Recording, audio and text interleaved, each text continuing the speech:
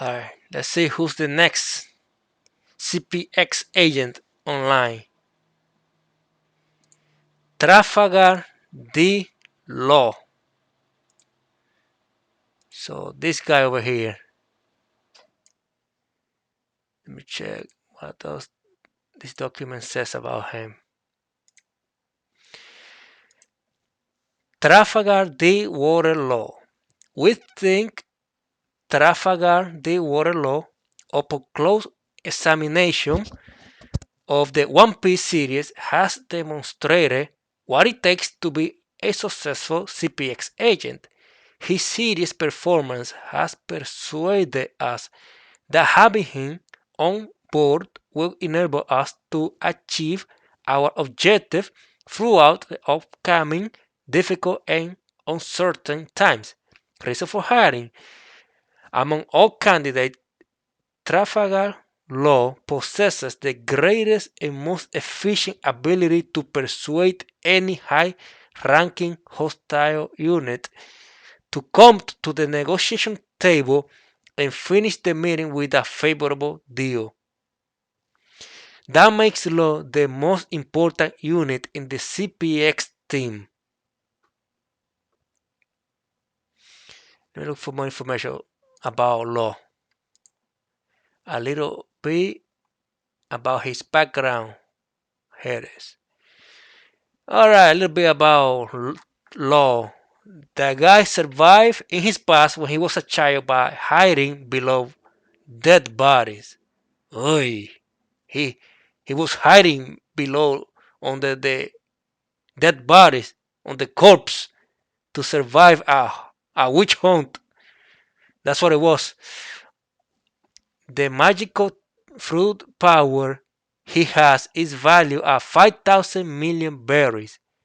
In United States they call it billions. I call it 5,000 million berry. Now I made some research about how much is like 100 berry compared to the US dollar. Some information that I found not reliable, is about 100 berry makes $1.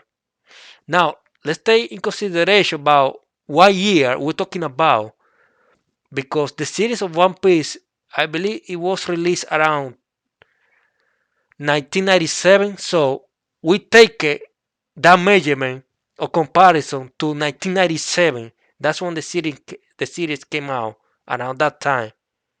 So 100 berry, $1 approximately, with the equivalent of 1997. So it's not $1 at today's money. It's $1 back to when the series came out. Just to consider, somebody ever comes to my, hey, how much is that in US dollar approximately? 100 berry. Let's see. So the fruit that he carried with him has a value of 5,000 million berry. That price is higher than the compensation for eliminating or bringing an emperor head to the table of the marine. Just think about it. 5,000 million berry. That compensation is higher than Shanks, Black Bear. I don't know how much was White Bear. Big Man, if I'm not wrong, just for that fruit, for that magical power. Let's see why.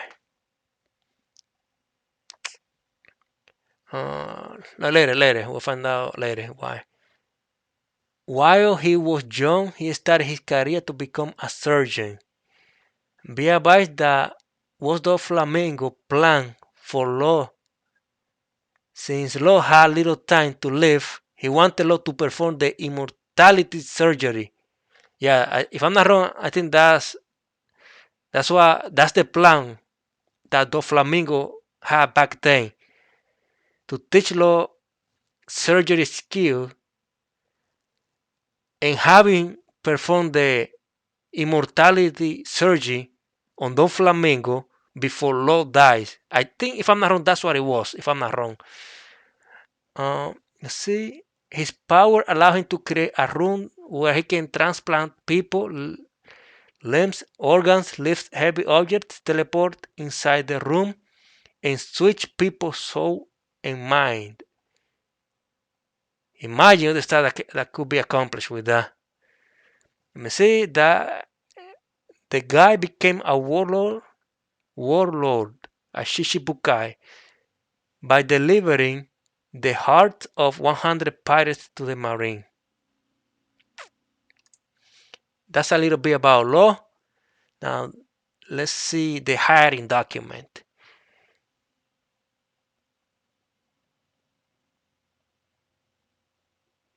Okay.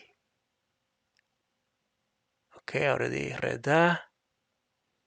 Let me go over the reason of why law is the most valuable character of the to the point of being the most important one. Law can cut off people in different parts without inflicting pain or damage while the target is still inside his surgery room. Number two, Law can perform first aid.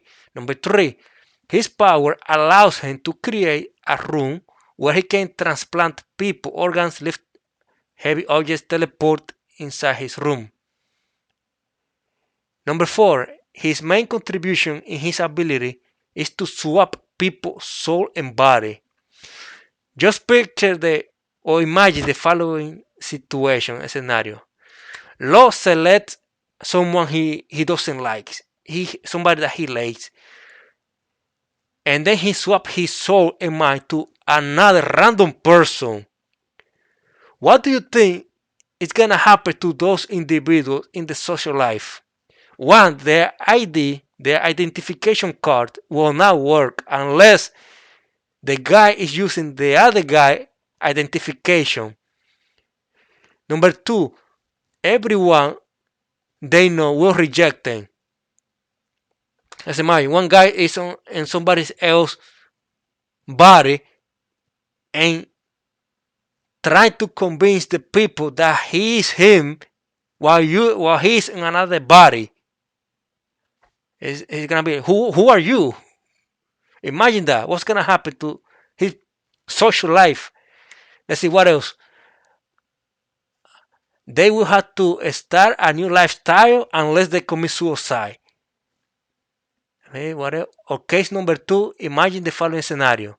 At night, Law activates his surgery room in a place where a president will travel in his motorcade. I am reading this, by the way. I am reading. Then he swaps his body with Law's partner. So there is somebody next to Law that's gonna be part of the plan, and Law switches his body and soul of those guys. Now his partner is inside the body of the president, and he will start like fainting, not feeling well. He's forgetting stuff. Uh, he doesn't know where he put his key. He forgot his password. He started issuing orders, convenient orders. Let's see what else. The rest I leave it to the imagination. Meanwhile, the other body quickly gets escorted and quarantined. The guy that is Low partner, who now has the mind and soul of the president, and they take it to a special room of interrogation. Let's see what else I say over here.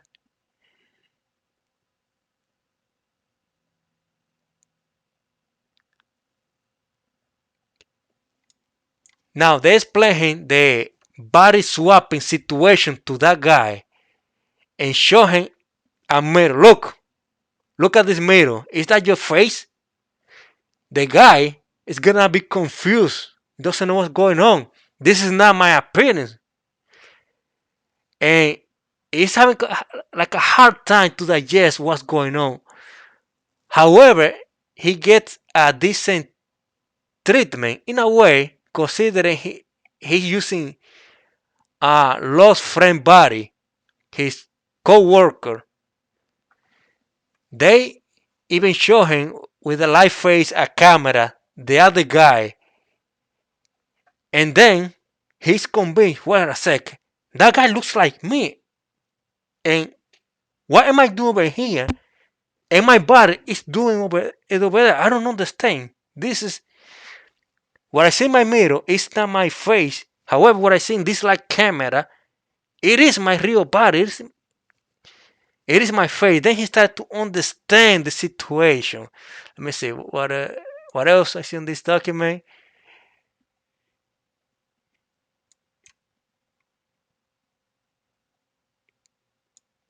And then they start to punching like 1, 2. We're gonna end up with a deal. You are the president. You are the king of who know whatever country it is, and we need you to do this. If not, pow, pow. And then they start to strangle, of course, carefully, because it's the body of the or lost partner that is taking the hit.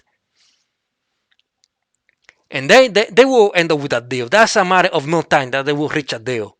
And once a deal is reached, the guy who's occupying the president body, he gets a bottle of whiskey, and then he drink like half of it.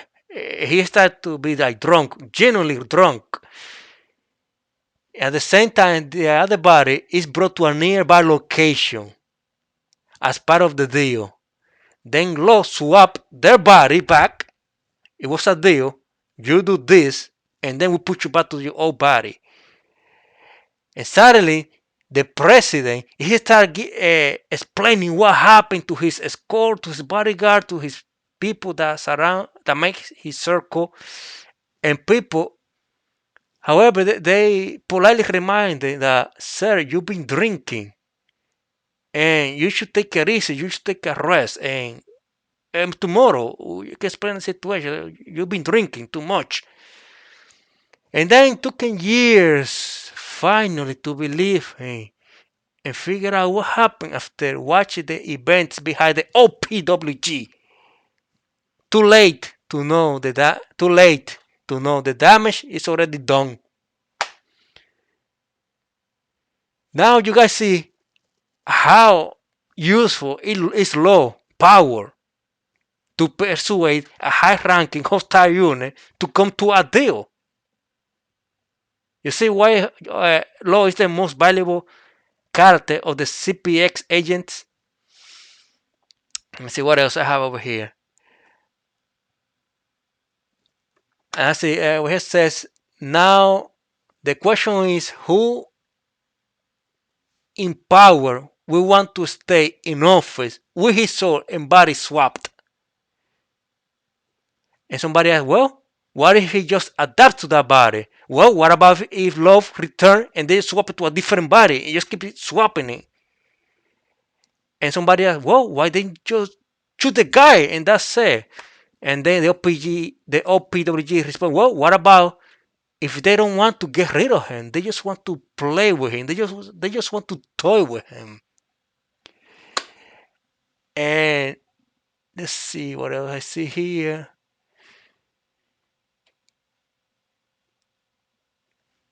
Okay, just to finalize, all that is required to remove someone from an office position without the use of deadly force is just swap his soul and body. That ability alone makes Trafalgar Dillo the most valuable CPX agent. Let me see what else here says. Objective to change the decision of high-ranking hostile regimes. Benefits. With law in our side, we strongly believe the enemy will be persuaded to take the right decision. Therefore, there is no need to further escalate potential conflicts. Limitation.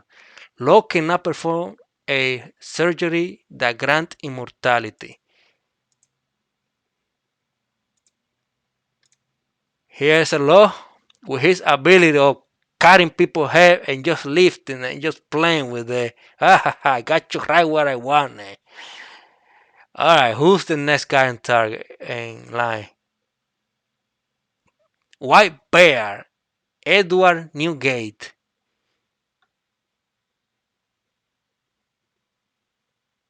This guy over here.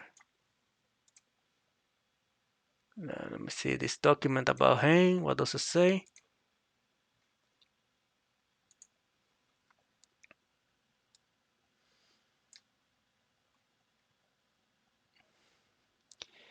White Bear, the man who held the title of the world's strongest man, the man who possesses. Oh, hold on, let me just do this.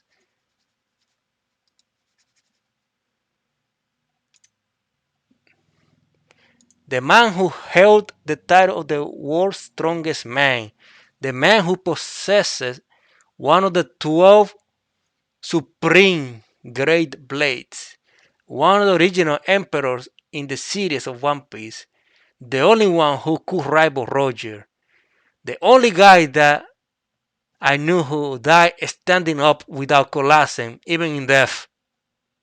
That's when in the Paramount War, the last day of White Bear. Even in death, his body did not fall. His figure taking down enemies while losing half of his face. Of course, that was an exaggeration. Was truly monstrous. The total number of sword wounds he received in his battle was 267. He was shot 152 bullets and was hit by 46 cannonballs. And despite all this, his proud back over the course of his entire life as a pirate never received a single scar from running away.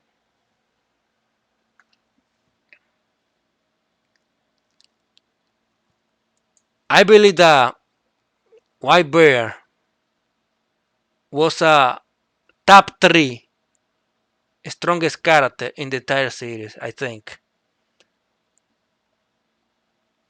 Alright, let me see this document. What does it say about Edward Newgate, the hiring, why he was hired.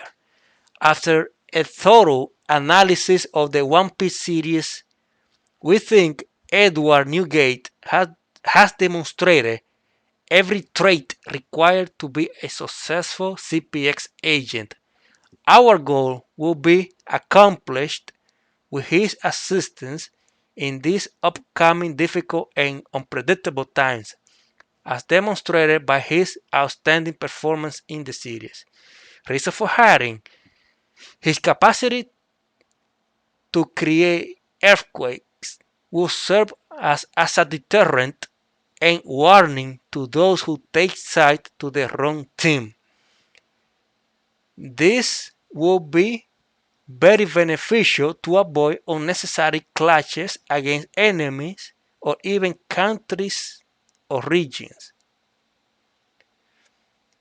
Alright, time to clarify this document by asking the following question. How will people in a democratic country respond to a deliberate earthquake that serves as a warning of an incoming war?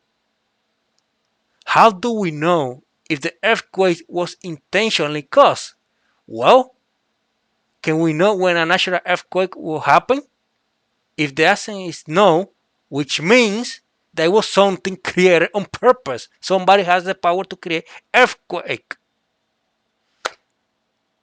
What is going to happen to those democratic countries once they receive an earthquake warning? There is a good chance that they may switch to the other side just to avoid potential potential um, damage. I see. What else do we have over here? Consider the following scenario. Breaking news. A new established organization claimed responsibility for a recent earthquake. Plus, they threatened with another earthquake in 3 days from now at 11:33 a.m. if the demands are not met. Nobody buys it, nobody believes it, but after it happened at a particular place, at that particular time, then people started to take this thing seriously. The rest I leave it to imagination. Why? Why Bear Edward Newgates is part of the CPX Agents. Let's see, what do we have over here? Jetty. To use the power of earthquake to warn and discourage people as well as to create uprising against a government hostile politics. Benefits. To force the enemy public into submission. Limitation. His power. His power cannot destroy the world.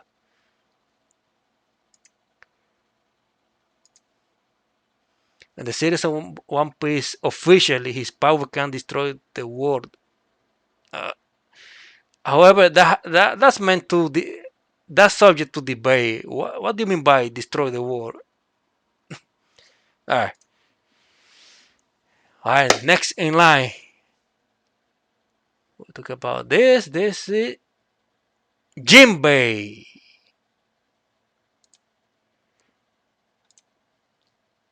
Let's see a little bit about Jinbei.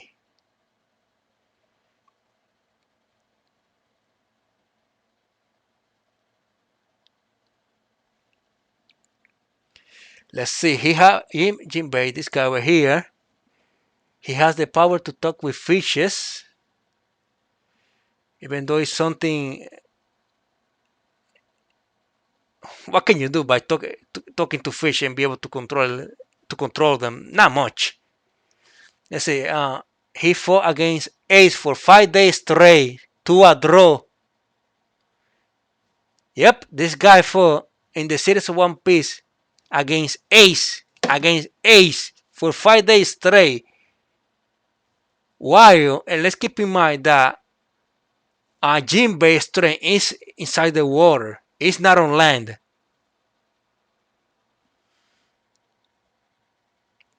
And see, according to Wikipedia in Spanish, Jinbei has the strength of two humans on land and 10 times in the water. Big difference. When he's according to this research, Jinbei is 10 times stronger under the water compared to when he's on land. Not many cars can fight him in his territory. Let's see what else do we have over here. If you are a karate fanatic, most of you will like the role of Jinbei since he used the fishman karate technique. Let's see, the shark whale of Jinbei had the courage to resign from being a member of the Big Man Pirates right in front of her face, and later the guy had the courage to confront her. Yep, the guy quit right in front of her face. I wouldn't do that. I personally wouldn't do that. Let's see what else do we know about Jinbei. He preferred to lose the title of warlord of the sea instead of fighting White Bear because he was thankful about him for protecting Fishman Island. Yeah, for the Paramount War, Jinbei was a warlord back then, and he refused to fight against White Bear because he protected his island, and he was sent to Impel Down. I don't know how the process went. It looks like he put his hand like, okay, put the handcuff. I'm not gonna fight you. Let's see what else do we see over here. Okay, the guy did not flinch when he was baptized with boiling water at Impel Down. Yeah, it looks like when the new inmates get to Impel Down, they put into some hot water to clean it from negative stuff. And who knows what other details interesting about Jinbei. Jinbei is a character that I like. Jinbei. Alright, let's check out the other document over here. The hiring document. After a thorough review of the One Piece series, we believe Jinbei exhibits all of the qualities necessary for for an effective CPX agent. His outstanding performance under the water and on land has persuaded us that having him on board will help us achieve our objectives in the next difficult and uncertain times. Reason for hiring. Even though Jinbei is at least 2 times more resistant than any human, he is still vulnerable to explosion and bullets. However, he is the only member in the entire OPWG who can carry out underwater operations. Furthermore, he has the ability to speak with fishes. Even though this ability is still interesting, we're trying hard to figure out how to make use of it.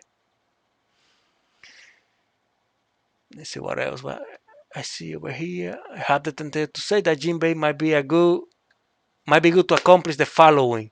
Because of his ability to speak with fishes, he can easily hide inside a school of any fish, attack vulnerable points of whatever Navy ship is applicable, as well as Jinbei having him to come out of the forces and go crazy delivering punches and seeking or damaging military equipment on board. However, because he's vulnerable to bullets, he might run the risk of death,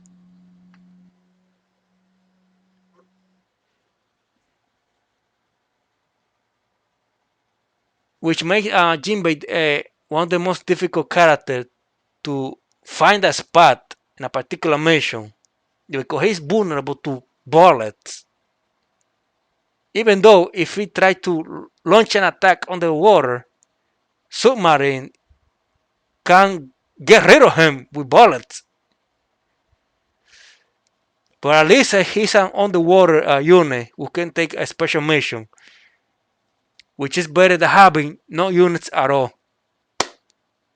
Alright, that's the end of chapter number 1, CPX Agents. That's it for this chapter.